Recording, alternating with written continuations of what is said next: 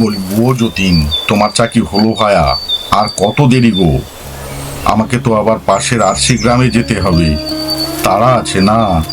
কি ব্যাপার প্রধান সাহেব, পাশের গ্রামে এই সকাল সকাল? আরে ওই পাশের গ্রামে রতন সরকার আছে না, তার দুই ছেলে বিমল আর কমল, ওখানে সম্পত্তি নিয়ে সালিশি বসবে আজকে। কি ব্যাপার প্রধান মশাই, একটু খুলে বলবেন? খুলে বলা বলতে, বড় ভাই বিমল রতন সরকারের বড় ছেলে, বাবাকে ভুল বুঝিয়ে তো প্রায় সমস্ত সম্পত্তি লিখে নিয়েছিল। রতন সরকার তখন খুব অসুস্থ ছিল, এই যায় অবস্থা। ছোট ছেলে নাবালক, এদিকে বড় ছেলে বলল, বাবা তোমার অবর্তমানে ছোট ভাইকে তো আমিই দেখব, ও যখন বড় হবে, সাবালক হবে, তখন তাকে ওর সম্পত্তি বুঝিয়ে দেবো, তুমি সম্পত্তি বরং আমাকে লিখে দাও। বাবা দেখলো তার এই অবস্থায় বড় ছেলের কথাটাই ঠিক, তো সেই কথা মতো রতন মণ্ডল সমস্ত সম্পত্তি তার বড় ছেলেকেই লিখে দিয়েছিল। ভাগ্যক্রমে রতন মণ্ডল সুস্থ হয়ে বাড়ি ফেরে। এরকম করে বেশ কয়েক বছর যায়। এদিকে ছোট ছেলে সাবালক হয়েছে এবং তাদের বিয়েও হয়েছে। এখন সে সম্পত্তির ভাগ চায়, কিন্তু বড় ছেলে দিতে নারাজ। সে তার ছোট ভাই কমল আর তার বাবাকে বাড়ি থেকে বের করে দিয়েছে। অসহায় অবস্থায় রতন মণ্ডল পঞ্চায়েতে বিচার দিয়েছে, তারই সালিশি বসে আজকে। পুরো যাবেন নাকি? হ্যাঁ প্রধান সাহেব, চলুন দেখিনি কি ব্যাপারটা দেখে আসি। ও যতীন, কি খবর গো? তুমি চা দেবে না চলে যাব? প্রধান সাহেব, গিন্নি অসুস্থ, আজ ধরাতে দেরি হয়েছে, তাই আপনাদের চা দিতে দেরি হচ্ছে। ও যতীন, এসেই তাহলে চা খাবো ভায়া। এখন চলি, চলুন কাকা, যাওয়া যাক।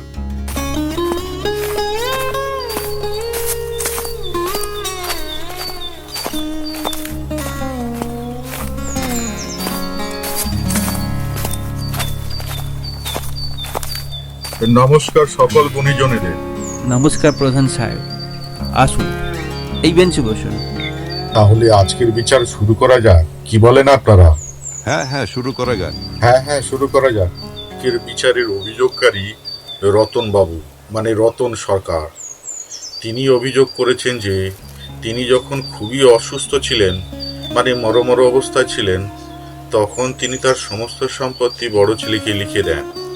কারণ বড় ছেলে তখন সাবালক এবং বিবাহিত, এবং ছোট ছেলে ছিল নাবালক।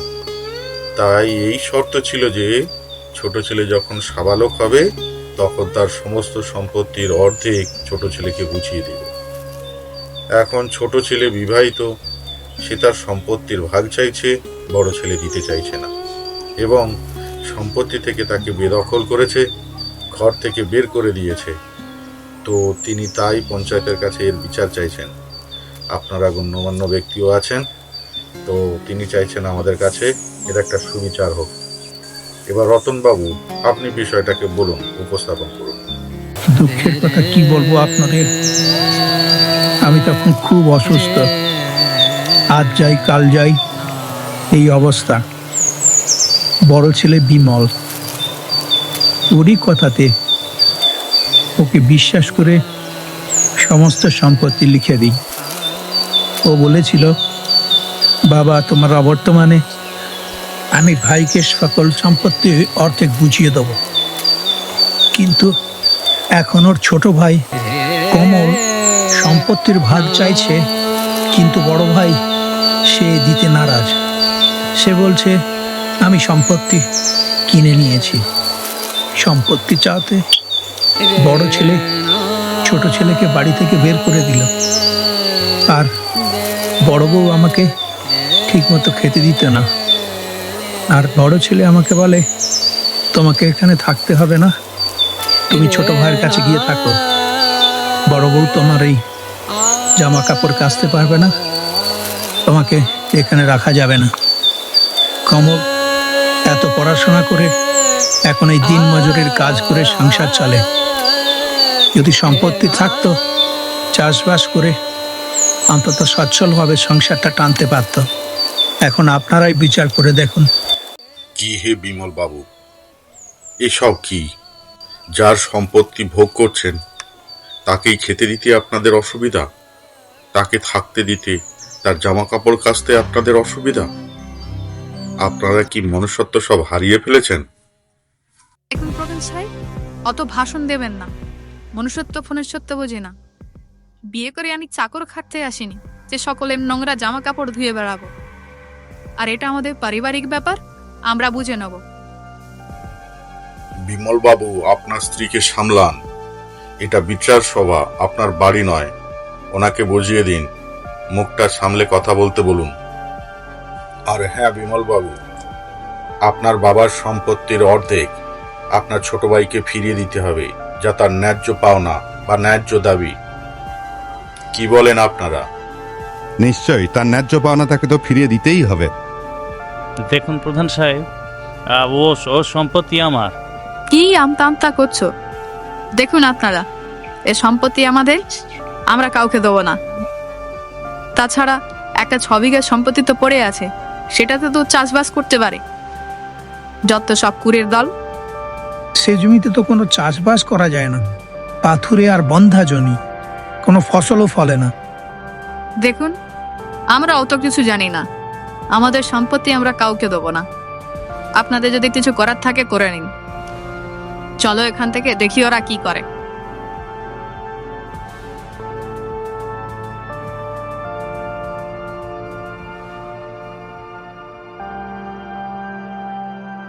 শুনুন রতনবাবু, আপনার বড় ছেলে বিমল, সে তো নিজের ইচ্ছায় সম্পত্তির ভাগ দেবে না।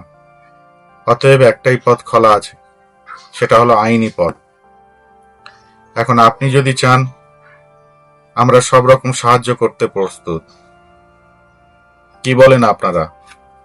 একদম ঠিক বলেছেন, আমরা আপনাদের সঙ্গে আছি। শেষে ভাইয়ে ভাইয়ে আইনি লড়াই? আমাদের সম্পত্তির প্রতি লোভ নেই প্রধান সাহেব। কষ্টের কথাটা কি জানেন? এই বৃদ্ধ মানুষটা এই বয়সে একটু ভালো মন্দ খেতে চায়। প্রতিদিন যে এক টুকরো মাছ দিয়ে ওই মানুষটাকে খেতে দেব, সে সামর্থ্যও আমাদের নেই। টিকে পুকুর ভর্তি মাছ, দিদিরা প্রতিদিন মাছ ধরে খায়। একবারও মনে হয় না যে এই বৃদ্ধ মানুষটিকে এক টুকরো মাছ দিয়ে যায়। আমি চোখের জল ধরে দেখতে পারি না। না বাবা, এভাবে আমার সম্পত্তি চাই না। তোমার আর ঈশ্বরের আশীর্বাদ যদি থাকে, আমি একদিন সম্পত্তি তৈরি করে নেব। কিন্তু ভাইয়ে ভাইয়ে কোর্টের মধ্যে লড়াই করে সম্পত্তি আমি চাই না। যে ভাইয়ের সঙ্গে এক পাতে ঘি একসাথে খেলে বড় হয়েছে, তার সঙ্গে কোর্টে গিয়ে লড়াই করতে পারবো না সম্পত্তির জন্য। এমন সম্পত্তি আমার চাই না। ঈশ্বর তোমার মঙ্গল করুক বাবা, তুমি সুখী হও।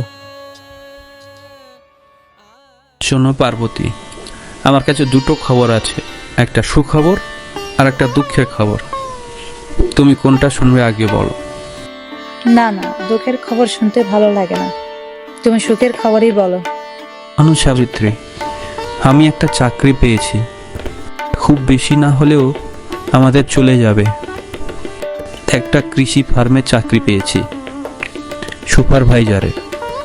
প্রয়োজন পড়লে কৃষিকাজও করতে হবে। আর দুঃখের খবর তুমি না শুনতে চাইলেও তোমার জানা দরকার। চাকরিটা উত্তরবঙ্গে, আমাকে সেখানে থাকতে হবে। মাসে 2-1 বার আসতে পারি, কিন্তু সেখানে থাকতে হবে। এ তো সত্যিই দুঃখের খবর গো।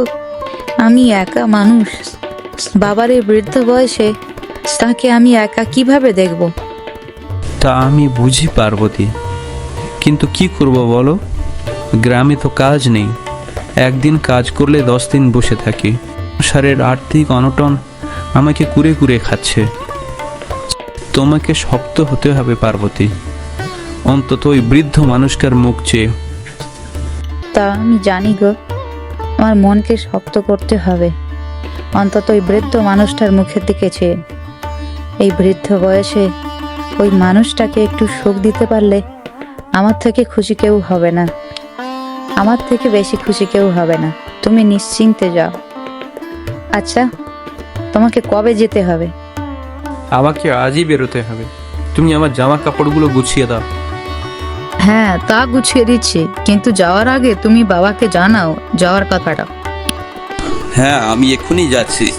বাবা বাইরে বসে আছেন, বিল্লো কাকার সঙ্গে গল্প করছেন। আমি এক্ষুনি যেই জানাচ্ছি। রাম রাম কাকা, কেমন আছেন? রাম রাম ছোট বাবু, আমি ভালো আছি। তোমার খবর কি?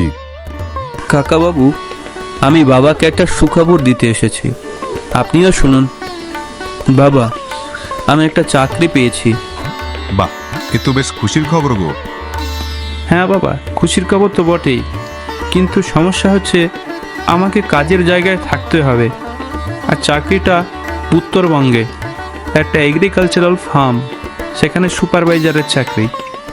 মাসে এক আধবার আসার সুযোগ পাবো, কিন্তু সেখানে থাকতে হবে। তোমার বৌমাকে আর তোমাকে নিজেকে সামলাতে হবে। কাকাবাবু, আপনি একটু আমার বাবাকে দেখে রাখবেন। ওনার এই বৃদ্ধ বয়সে ওনাকে ছেড়ে যেতে মন চাইছে না, কিন্তু কি করব বলুন, সংসার টানতে হবে তো। ঠিক আছে ছোটবাবু, চিন্তা করো না, আমরা তো আছি, তোমার কাকিমা আছে, তুমি চিন্তা করো না, সাবধানে যাও। তা কবে যেতে হবে তোমাকে? আজই বেরোতে হবে কাকা, আমার প্রণাম নেবেন। সুখী হও বাবা, চিন্তা করো না, আমরা সবাই আছি। বাবু, আমার প্রণাম নিও। কি হও বাবা, আর বাড়িতে বৌমা একা থাকবে, প্রতিনিয়ত ফোন করে খোঁজ নিও। কমল, তুমি খুব মেহনতি। 6 মাসে আমার ফার্মের একেবারে ভোল বদলে দিয়েছ। আমার কি কোনো জমি আছে? তাহলে আমি এক ধরনের খেজুর চারা ডেভেলপ করেছি। 3 বছরে এই গাছে প্রচুর ফলন আসবে এবং খেতেও খুব সুস্বাদু। বিদেশি যেসব খেজুর আমাদের এখানে পাওয়া যায়, এই খেজুর তার থেকেও সুস্বাদু হবে। তুমি যদি চাও, আমি তোমাকে দিতে পারি। স্যার, আমার কাছে 6 বিঘার মতো সম্পত্তি আছে, কিন্তু সে তো পাথুরে আর অনুর্বর জমি, তাতে কোনো ফসল ফলে না। ওই খাজুরের গাছ কি ওই জমিতে ফলানো সম্ভব? কমল, পাথুরে আর অনুর্বর জমিতে এই গাছ সব থেকে ভালো হয়। তুমি নিশ্চিন্তে নিয়ে গিয়ে লাগাও, একদিন তোমাকে ওই জমি থেকে সোনা ফুলিয়ে দেবে এই খাজুর গাছ। আমাকে বিশ্বাস রাখো। ঠিক আছে স্যার, দিন তাহলে। বর্ষা নামবে, এই সময় এই গাছগুলোকে লাগিয়ে দিই তাহলে। পার্বতী, তাড়াতাড়ি হাত চালাও, বৃষ্টি আসবে মনে হয়। বলতে বলতে বৃষ্টি এসে গেল। ভালো সময় বৃষ্টি এসেছে বলো, ভগবান আমাদের সহায় আছে। তাই তো দেখছি। চলো, আর এই বৃষ্টিতে ভিজে লাভ নেই, সব গাছ তো বসানো হয়ে গিয়েছে। হ্যাঁ চলো। হে প্রভু, দয়া করো।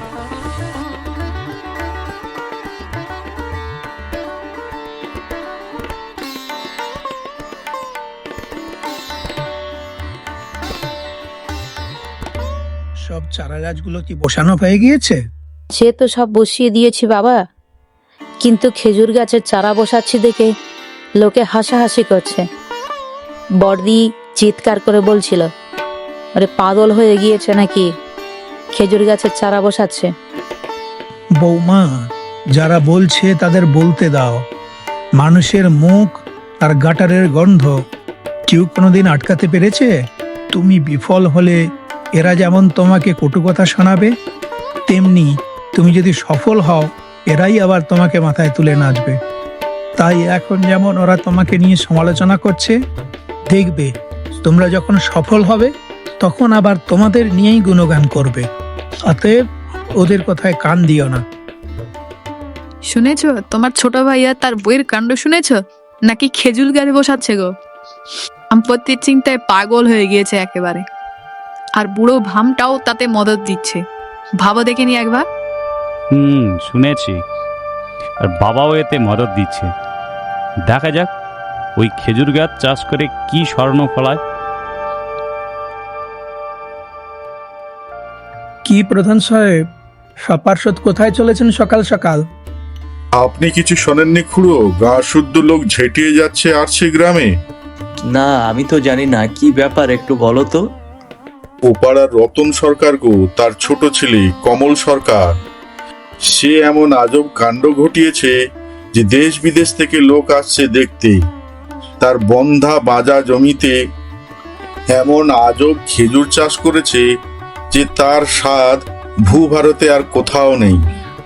এইরকম বন্ধা বাজা জমিতে এইরকম ফসল ফলিয়ে একেবারে তাক লাগিয়ে দিয়েছে। ওপর মহল থেকে ফোনের পর ফোন আসছে, তাই আমি সচক্ষে দেখতে যাচ্ছি।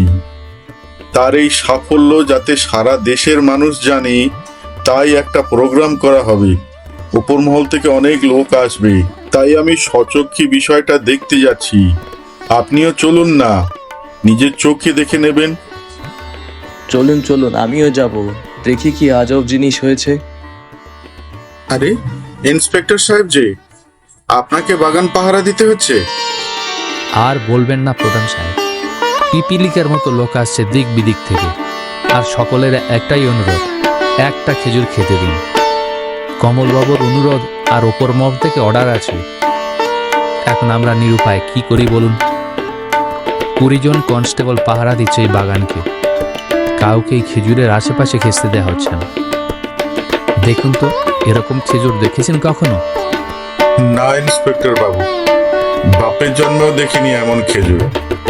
ধন্য আপনি কমল বাবু, ধন্যবাদ আপনাকে।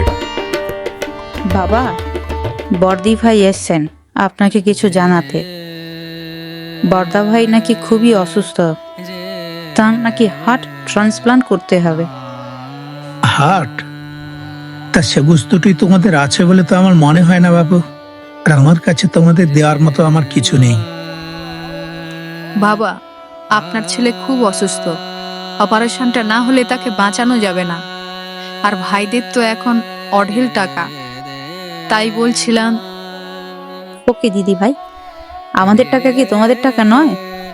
আর আমরা থাকতে দাদা ভাই বিনা চিকিৎসা কষ্ট পাবে, তাই কখনো হয়? কিছু চিন্তা করো না, আসো তো, ঘরে আসো, দাদার চিকিৎসা ঠিক হয়ে যাবে। বুঝলে বড় বৌমা, শুধু সম্পর্কে বড় হলে হয় না, কর্মটাও বড় হওয়া দরকার।